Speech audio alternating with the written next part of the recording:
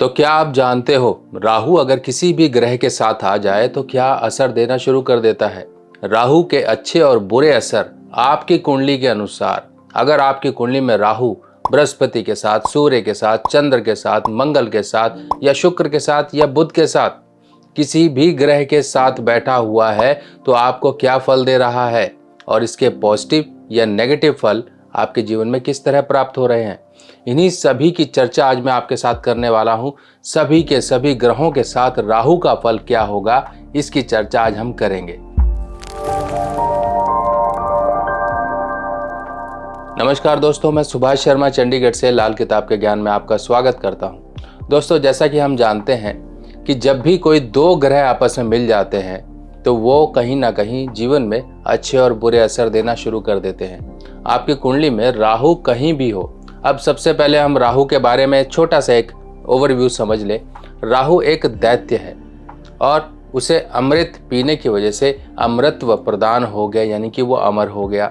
उसका जो ऊपर का हिस्सा है वो राहु है और जो नीचे का धड़ होता है, क्योंकि श्री विष्णु जी के चक्र से वो काटा गया था, तो जो अमृत का पान था वो गले से नीचे नहीं उतर पाया, तो गले का यानी कि ऊपर का सिर का भाग जो है वो राहु है और नीचे का भाग केतु है। अब जैसा राहु चलता है वैसा केतु चलता है। केतु के राहु और इन दोनों का एक आपस में लेना देना है। जैसे कि अगर राहु सांप का सिर है तो केतु उसकी पूंछ है, यानी कि जैसे जैसे सिर घूमेगा वैसे वैसे तो पूंछ घूमेगी। अब हम फटाफट से समझ लेते हैं, क्योंकि देखिए ग्रह बहुत हैं और छोटे टाइम में मैं आपको ज़्यादा से ज़्यादा जानकारी दे दूं। सबसे पहले हम बात करते हैं बृहस्पति राहु की।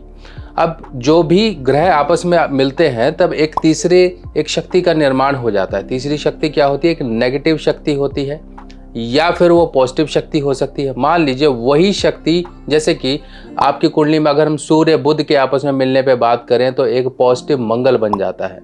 अगर आपकी कुंडली में मंगल पॉजिटिव बैठा हुआ, अच्छा बैठा हुआ और आप अच्छे काम भी करते हो तो वही मंगल एक डबल शक्ति प्राप्त कर लेता है। इसी तरीके से जैसे कि सूर्य और मंगल आपस में मिले तो एक पॉजिटिव राहु बन जाता है। सूर्य और शनि आपस में एक साथ मिल जाएं तब ऐसे केस में ये बनता है नेगेटिव राहु। ये कहीं ना कहीं हमारी कुंडली पर डिपेंड करता है कि अगर पॉजिटिव राहु है तो वो ये डबल शक्ति पालेगा, अगर नेगेटिव राहु बैठा हुआ है तो वो डबल नेगेटिविटी पालेगा और हमारे जीवन में परेशानियां लाएगा। तो सबसे पहले हम बात करते हैं बृहस्पति राहु की। इसको हम वैदिक एस्ट्रोलॉजी में इसे हम कहते हैं गुरु चांडाल दोष ही है, क्योंकि अगर मान लीजिए बृहस्पति की बात करें तो ये एक साधु हैं और राहु की बात करें तो ये एक चोर, डाकू, लुटेरा, इसकी कैटेगरी में आते हैं। क्योंकि दैत्य है, दैत्य की प्रवृत्ति तो जाएगी ही नहीं। वो बात अलग है कि संगत में आके थोड़ा बहुत कुछ दबाव बन जाता है कि कुछ सामाजिक चीज़ों के अनुसार इंसान दब के रहता है, पर प्रवृत्ति वही की वही रहती है। मौका मिलने पर यह राहु कहीं ना कहीं परेशानियां लाता है। ऐसे व्यक्ति को अगर परेशानी आती है तो क्या आती है? ऐसे व्यक्ति के ऊपर झूठे आरोप, कहीं ना कहीं इस व्यक्ति की एक जो ओवरव्यू होती है, ओवरलुक होती है, उस पर कहीं ना कहीं लोगों को संदेह होता है। लोग कहते हैं देखो कितना, मतलब अगर बड़ा भी बन गया तो ये कहेंगे भैया चोरी डकैती करके ये व्यक्ति आगे बढ़ा है, अपनी ईमानदारी से नहीं बढ़ा है। अगर उसने पढ़ाई भी करी है तो लोग ये बोलेंगे खिला पिला के इसने डिग्रियां हासिल कर ली, यानी कि कोई अच्छे शब्द नहीं बोलेगा आपके लिए। परिवार के लोग ही कहीं ना कहीं आपकी टांग खींचने पे लगे रहेंगे। और बृहस्पति होती है किस्मत ऐसे व्यक्तियों की। अब देखिए यहाँ पर सीधी सी बात समझिए, अगर राहु और बृहस्पति दोनों के दोनों आपके अच्छे भाव में बैठे हुए हैं, जैसे कि अच्छे भाव क्या होंगे? बृहस्पति राहु पहले घर में, बृहस्पति राहु 5वें घर में, बृहस्पति राहु आपके 9वें घर में, बृहस्पति राहु आपके 12वें घर में, ये पॉजिटिव भाव हो गए कुछ। अब मान लीजिए यहाँ पर आ गए तो बृहस्पति के साथ साथ राहु का भी अब कहीं ना कहीं चलन अच्छा हो जाएगा। चलन यानी कि कुछ मात्रा में आपके जीवन में अच्छे फल देगा। अगर बुरे फल देगा तो इंसान की किस्मत समय पर धोखा देगी। इंसान करेगा कुछ, इंसान पाएगा कुछ। इंसान हमेशा पेट की तकलीफों से या कुछ ऐसे पेट के रोग जो होते हैं उनसे कहीं ना कहीं प्रभावित रहेगा। चलिए अब हम बात करते हैं मंगल राहु के बारे में। मंगल राहु, अब मंगल राहु एक साथ मिलते हैं तो ये अंगारक दोष बनता था। अंगारक यानी कि अंगारों की तरह धधकने वाला। अंगार यानी कि शोले, जैसे कि आप कोयला जलाते हो ना, कोयले में से जो लाल लाल आपको दिखाई देते हैं जब वो जल रहे होते हैं, तो उसे कहते हैं अंगार, यानी कि अंगारक योग या अंगारक दोष। योग का मतलब ये होता है जब कोई भी एक साथ दूसरे ग्रह की कोई युति बन जाए, एक साथ दृष्टि बन जाए, ऐसे योग बोलते हैं। यानी कि आपके घर के सामने आपका पड़ोसी है तो आपका दोस्त है, तो आपका एक अच्छा योग बना हुआ है। इसी तरीके से ग्रह को समझिए, ग्रह को एक नॉर्मल इंसान की जिंदगी की तरह समझोगे तो बहुत आसानी से आप समझ जाओगे। अब मंगल राहु अगर नेगेटिव हो, नेगेटिव यानी कि कुंडली में नेगेटिव भाव चले जाएं, जैसे कि चौथा घर, आठवां घर, छठा घर, सातवां घर, यानी कि इस तरह से कहीं से तीसरे घर में, ये कुछ नेगेटिव भाव हो जाते हैं मंगल राहु के लिए। यहाँ पर कहीं पर एक की शक्ति ज़्यादा हो जाती है, एक की शक्ति कम हो जाती है। अब एक की शक्ति ज़्यादा कम होने का मतलब ये है कि मंगल महावत है और राहु हाथी है। अगर मान लीजिए महावत बीमार हो गया या राहु महावत को कुछ भी हो गया तो वो कहीं ना कहीं हाथी यानी कि राहु अपनी मर्जी करेगा, अपने हिसाब से करेगा। इसी तरीके से ये क्या करता है, जीवन में कहीं ना कहीं झगड़े फसाद ज़्यादा कराता है, कहीं ना कहीं झूठे बातें, कहीं ना कहीं अफवाहें उड़ाता है, कहीं ना कहीं आपके पुरुषार्थ यानी कि आपकी जो मेहनत है उसको एक्शन डिले कर देता है। यानी कि इंसान सोचता रहता है, कहीं ना कहीं ऊंची ख्याल रखेगा पर काम नहीं करेगा, क्योंकि राहु है कहीं ना कहीं शॉर्टकट ढूंढने वाला काम। राहु इसी तरीके से उल्टे सीधे कामों में इंसान को उलझाएगा। मंगल राहु वाले अगर परेशान होते हैं तो खून की बीमारियों से परेशान होते हैं, कहीं ना कहीं इनके अपने या भाई बंधु इनको कहीं ना कहीं ज़मीनी जायदाद में कहीं ना कहीं परेशान करते हैं, और ऐसे व्यक्तियों के ऊपर कहीं ना कहीं आघात होता है। आघात यानी कि किसी ने मार दिया, किसी ने चाकू मार दिया, किसी ने तीखा कोई चीज़ मार दी, कहीं लड़ाई झगड़े में मारा गया, कहीं बेमतलब में लड़ाई किसी और की हो रही थी, ये व्यक्ति अपना सिर फुटवा के आ गया। इस तरह के कहीं एक्सीडेंट होना, बाल बच जाना, या फिर शरीर में कहीं ना कहीं अंग भंग हो जाना, ये सब के सब मंगल राहु देखे जाते हैं। मंगल राहु का ये नेगेटिव योग है। अगर मंगल राहु पॉजिटिव हैं, दोनों के दोनों अच्छे हैं, आपके कर्म अच्छे हैं मंगल राहु के अनुसार, तब आपको ये बहुत ऊंचाई तक लेके जाएगा, क्योंकि अब आपके पास हाथी की शक्ति है। अब समझ लीजिए वो हाथी की शक्ति जो इंसान नहीं कर सकते, बड़ी बड़ी क्रेन मंगानी पड़ती है, यानी कि बड़े बड़े काम आप जीवन में चुटकियों में कर लोगे अगर ये मंगल राहु आपके शुभ हैं। अब उपाय की बात करें तो ये मैं एक बार थोड़ा आपको लास्ट में बताऊंगा, क्योंकि उपाय इनका एक ही कॉम्बिनेशन में आता है। पर एक उपाय आपको बताऊंगा, क्योंकि यहाँ पर हर एक का उपाय बताने लग गए तो वीडियो बहुत बड़ी हो जाएगी। इसके लिए आप चाहे तो मेरी स्पेसिफिकली वीडियो सर्च कर इस ग्रह से संबंधित आप उपाय देख सकते हो।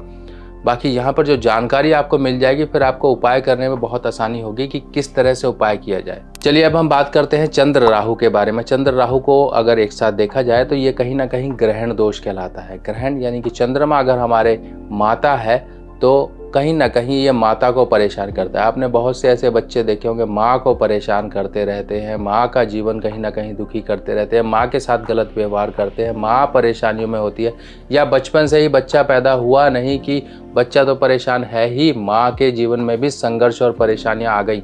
ये कहीं ना कहीं चंद्र राहु का एक ऐसा योग होता है जो व्यक्ति बच्चे के साथ साथ माँ का जीवन भी प्रभावित करता है। चंद्र राहु करता क्या है, दिमागी रूप से इंसान को परेशान करता है, डिप्रेशन लाता है, ओवर थिंकिंग लाता है, टेंशन्स लाता है, एंजाइटी लाता है। ऐसा व्यक्ति बेमतलब में डरा सा, सहमा सा, या उसके अंदर एक कॉन्फिडेंस की कमी होती है, डिसीजन मेकिंग पावर, निर्णय लेने की शक्ति खत्म हो जाती है। अब ऐसे व्यक्ति हताश बहुत जल्दी होते हैं। हताश यानी कि जरा सा कुछ हुआ नहीं, हाय अब मैं क्या करूं, मैं तो बर्बाद हो गया, मैं तो ये हो गया, मैं वो हो गया, मैं मरना चाहता हूं या मरना चाहती हूं, मेरे साथ इस तरह से व्यवहार कर दिया, मेरे साथ इस तरह से धोखा कर दिया। ये इमोशनली बहुत जल्दी लोगों के साथ अटैच होते हैं, और ये जो इमोशनल ब्रेकडाउन है इंसान को, यही इसको ले डूबते हैं। तो कभी भी ऐसे व्यक्ति को लोगों के साथ ज़्यादा आशाएं नहीं रखनी चाहिए। अपना जीवन डिप्लोमेटिक या फिर बहुत ही ज़्यादा एक नियमबद्ध तरीके से चलना चाहिए। किसी के साथ ज़्यादा आसरा मत लगाएं, किसी के साथ ज़्यादा आस मत लगाएं। जितना प्रैक्टिकल जीवन जियोगे उतना आप जीवन में सुखी रहोगे। जितना आप इमोशनली किसी चीज़ से अटैच होगे, ज़्यादा प्यार करोगे, उतना आप जीवन में दुखी रहोगे। अब चंद्र राहु एक ग्रहण की स्थिति कहलाती है, तो ऐसे केस में मैं अक्सर आपको बताता रहता हूँ कि ग्रहण के उपाय जरूर कर लिया करें, क्योंकि ये गलत प्रवृत्तियाँ जरूर इंसान के अंदर लाता है। ऐसे व्यक्ति नशे के शिकार हो जाते हैं। बहुत से माता पिता या फिर परिवार वाले जब मुझसे बात करते हैं तो इस तरह की परेशानी मुझे अक्सर दिखाई देती है, और वो लोग इस परेशानी से जूझ रहे होते हैं, जो कि नशा, डिप्रेशन, ओवर थिंकिंग, एंजाइटी या किसी रूप से मानसिक प्रॉब्लम। अगर महिलाओं में बात करें तो ये कहीं ना कहीं गायनाकोलॉजिकल प्रॉब्लम लेकर आ जाता है, इर्रेगुलर पीरियड्स लेकर आता है, ओवरी सिस्ट किसी तरह की इस तरह की प्रॉब्लम लेकर आता है, यूट्रस की जो वॉल थिकनिंग हो जाती है, किसी तरह से कंसेप्शन में प्रॉब्लम आती है, और ये हार्मोनल डिसबैलेंस करता है। और ब्लड प्रेशर की शिकायत तो ऐसे लोगों को अक्सर देखी जाती है, कुछ ना कुछ ब्लड में प्रॉब्लम आती है, क्योंकि चंद्रमा अगर तरल है तो राहु उसमें घुलकर उस तरल को खराब कर देता है। अब हम बात करते हैं सूर्य राहु के बारे में। सूर्य राहु भी एक तरह का ग्रहण दोष है। ऐसे व्यक्तियों का करियर कहीं ना कहीं डिस्टर्ब रहता है, इम्यूनिटी लो रहती है, डाउन रहती है। इंसान को कुछ ना कुछ सर्दी जुकाम कुछ भी तरीके से करें, कुछ भी मौसम बदलाव हुआ ये बीमार हो जाते हैं। ऐसे लोगों को करियर में डिस्टर्बेंस आती है। कोई झूठे मान सम्मान पर लगे हुए आरोप इसको परेशान करते हैं। कहीं ना कहीं करियर में वो ग्रोथ हासिल नहीं कर पाता है जो मिलनी चाहिए। कहीं ना कहीं इसको आंखों की समस्याएं रहती हैं और आंखों में खासकर ये राइट तरफ की सीधे तरह की प्रॉब्लम लेकर आता है। आंखों में आघात भी पहुंचता है। कहीं ना कहीं एक आंख खराब हो जाए या कुछ दिक्कत हो जाए, किसी कारणों से भी आई साइट पर प्रॉब्लम आता है। ऐसे व्यक्ति को गुस्सा बहुत ज़्यादा आता है और अकारण गुस्सा आता है। ऐसा गुस्सा आता है जिससे वो अपना ही नुकसान करता है। और अगर इंसान के अंदर D3 जो कि हड्डियों की प्रॉब्लम से जुड़ा होता है, अगर वो सूर्य राहु की बात करें तो ऐसे व्यक्तियों का D3 डाउन हो जाता है। ऐसे व्यक्ति कहीं ना कहीं अपना जीवन शैली को बिगाड़ लेते हैं, अपने एक नियम को बिगाड़ लेते हैं, क्योंकि सूर्य है नियम, नियम से उगना, नियम से अस्त होना, ये सब चीज़ कहीं ना कहीं ऐसे व्यक्तियों का नियम डिस्टर्ब हो जाता है। नियम डिस्टर्ब तो समझ लीजिए आपके ऊपर सूर्य राहु का बुरा असर है। इसका सिंपल सा तरीका है, ग्रहण के समय मैं अक्सर बताता हूँ कि नारियल, काले तिल, उड़द और ये कुछ चीज़ें, बादाम वगैरह, सरसों तेल काले कपड़े में लपेट के अपने माथे से टच करके घर में रख लो। ग्रहण खत्म होने के बाद अगले दिन जाकर जल प्रवाह करके आ जाओ या फिर मंदिर में शनि मूर्ति के आगे दीपक जला के प्रार्थना करके छोड़ आओ। चलिए अब हम बात करते हैं शुक्र राहु। इसे कहा गया है स्त्रीहंता योग। स्त्रीहंता यानी कि ऐसा व्यक्ति कहीं ना कहीं अपने जीवन में, वैवाहिक जीवन के सुखों में कहीं ना कहीं कमी पाता है। वैवाहिक जीवन के सुख में बहुत सारी चीज़ें जुड़ी हुई हैं। ये नहीं कि हस्बैंड वाइफ का सिर्फ प्यार ही है, ऐसे में फैमिली एक्सपेंशन भी होती है। जिस परिवार में रह रहे हो उसकी भी खुशियाँ होती हैं। आप दोनों के बीच में एक बॉन्डिंग होती है, आप दोनों के बीच में एक भरोसा, ट्रस्ट होता है। आप एक दूसरे के लिए कितना वफादार हो, कितना आप दूसरे को हेल्दी वे में इंजॉय कर रहे हो। नहीं तो क्या होता है, एक बीमार है, एक सही है, उसी की सेवा में लगा हुआ है या लगी हुई है। इस तरह से कहीं ना कहीं आपके जो सुख होते हैं उनको डिस्टर्ब करता है। वैवाहिक जीवन में डिले, शादी होने में कहीं ना कहीं प्रॉब्लम, शादीशुदा ज़िंदगी में कहीं ना कहीं प्रॉब्लम, ये कहीं ना कहीं शादी और इसके साथ साथ आपके शुक्र यानी कि आपके कहीं ना कहीं पैसे पर बुरी नज़र डालता है। ये योग कहीं ना कहीं अपना ही व्यक्ति, कोई रिश्तेदार आपके साथ जुड़कर आपके धन को खा जाता है। कहीं ना कहीं आपके दोस्त आपके साथ लुटेरे बनकर आते हैं, आपका पैसा लूट कर चले जाते हैं, आपको कहीं का नहीं छोड़ते हैं। चलिए अब हम बात करते हैं बुध राहु योग के बारे में। बुध राहु योग को कहा गया है जड़त्व योग। ऐसा योग जो कि बुद्धि से जुड़ा हुआ है, क्योंकि बुद्धि, अब समझिए थोड़ा सा एग्जाम्पल, ये दिमाग है। दिमाग में जब कोई तरंगें उठती हैं, जैसे आपने किसी को देखा होगा जब उनको एपिलेप्सी यानी कि मिर्गी का दौरा पड़ता है, तब दिमाग में जो तरंगें होती हैं, कि सर्किट्स जो होते हैं दिमाग के जो शॉर्ट होते हैं, तभी इस वजह से उसको मिर्गी का दौरा पड़ता है। आपने देखा होगा ना, करंट लगता है इंसान को, कैसे वो बिल्कुल ऐसे से एकदम करंट टाइप में हिलता जुलता रहता है। उसी तरीके से मिर्गी के दौरे में होता है। यही मिर्गी का दौरा है बुध राहु। यानी कि अगर आपके दिमाग में पॉजिटिव तरीके से तरंगे घूम रही हैं तो आप नॉर्मल इंसान की तरह काम कर रहे हो। अगर वही तरंगे आपकी, क्योंकि तरंगे है राहु और दिमाग है आपका बुध, ये बुध इंसान की बुद्धि को खराब कर देता है। इंसान की कम्युनिकेशन खराब रहती है, इंसान के जीवन में परेशानियां आती हैं तो अचानक आती है। करियर में इसके जीवन में कहीं ना कहीं एक समय ऐसा था कि शून्य हो जाता है, फिर दोबारा जीवन स्टार्ट करता है। पर कहीं ना कहीं लोगों की सलाह ये लेता नहीं है, लोगों के समझाए तरीके से चलता नहीं है। कोई भी इंसान इसको अपनी बातों में लगा के बरगला सकता है। ऐसे व्यक्ति कहीं ना कहीं अपने शारीरिक दुखों से लेकर परेशान रहते हैं। नसों, नाड़ियों या दांतों की समस्या इनको रहती है। बहन, बुआ, मौसी इनकी परेशान रहती है। कुल मिला के ये कहीं ना कहीं इंसान को उस लेवल तक नहीं लेकर जाता है जिस लेवल तक इंसान को जाना चाहिए, क्योंकि बुद्धि है, विवेक है। एक राहु कहीं ना कहीं डिस्टर्ब होता है, क्योंकि बुध राहु जब भी उल्टे सीधे भाव में चले जाके दोनों को दोनों खराब हों, तो अब ऐसा केस में लाल किताब में यह कहा गया, जेल खाना, पागल खाना, दवा खाना या वीराना। यानी कि ऐसा व्यक्ति कहीं ना कहीं अकेली ही दुनिया में मस्त है, अकेले ही दुनिया में जूझ रहा है, शारीरिक दुखों से जूझ रहा है, किसी के बेमतलब के किसी और के झंझट में खुद फंस जाए। इस तरह की चीज़ें कहीं ना कहीं बुध राहु जड़त्व योग इंसान में परेशानियां लाता है। अब हम बात करते हैं शनि राहु के योग के बारे में। शनि राहु योग ऐसे केस में श्रापित दोष भी कहा गया है। श्रापित दोष एक तरह से श्रापित, किसी तरह से श्रापित वो व्यक्ति कहलाएगा। यहाँ पर हर एक के लिए श्रापित नहीं है, इस चीज़ का ध्यान रखिए। अगर मान लीजिए कुंडली के 1 से 12 घर होते हैं, पहले 6 घर, पहले 6 घरों में अगर शनि राहु एक साथ हैं तब ऐसे केस में ये कहीं ना कहीं व्यक्ति के लिए नेगेटिव गिना जाएगा। अब सातों घरों के बाद यानी कि 9वां 10वां 11वां 12वां अगर इन घरों में कहीं ना कहीं शनि राहु एक साथ हैं तो ये पॉजिटिव गिना जाएगा। पर इसके साथ साथ और फैक्टर भी कहीं ना कहीं मैटर करते हैं। पर ये शनि राहु का एक नेगेटिव सिम्टम क्या होगा, इंसान के शरीर पर ज़्यादा बाल होंगे या इंसान के शरीर पर कहीं पर बचपन का कोई निशान होगा जिसे तिल मस्सा या लहसुन कहते हैं। अगर ये है तो ये स्ट्रगलिंग फैक्टर है व्यक्ति के ऊपर। ऐसे फैक्टर को कहीं ना कहीं लेज़र ट्रीटमेंट या किसी भी तरीके से आप निकलवा लो अगर पैसा है तो। अगर नहीं है तो कच्चा दूध लेकर उस निशान पर लगाते रहें आपके शरीर पर जहाँ पर भी ये बड़ा तिल मस्सा या लहसुन है। बस अब दोस्तों ये रही ग्रहों की शॉर्ट में वर्णना। बाकी अगर देखिए बोलने पे मैं आ जाऊं तो लगभग 1 घंटा भी इसके लिए कम है। एक ग्रह की युति पर मैंने शॉर्ट में आपको ओवरव्यू समझाया। बाकी डिटेल वीडियोस आप चेक कर सकते हो मेरे चैनल पे जाके। इसका उपाय क्या है? उपाय सिंपल सा है। आप देखिए नवरात्रि आ रही है, नवरात्रि में आपको हम हमेशा एक चीज़ का ध्यान रखिए, नवरात्रि में माँ दुर्गा का पूजन जरूर करिए।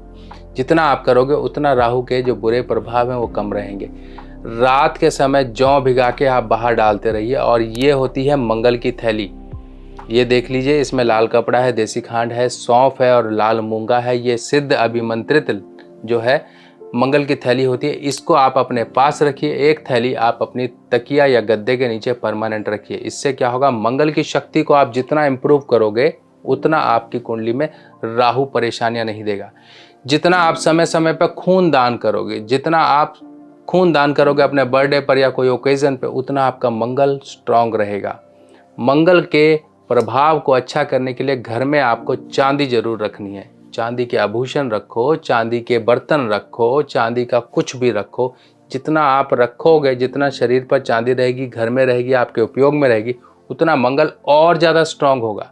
स्ट्रांग यानी कि पॉजिटिव रूप में स्ट्रांग होगा, उसके दोष दूर होंगे और आपके जीवन की परेशानियां भी दूर होंगी। तो चलिए दोस्तों, ऐसे ही और जानकारियों के साथ मिलते हैं नई वीडियो में। तब तक के लिए अपने सुभाष भाई को आज्ञा दीजिए। नमस्कार।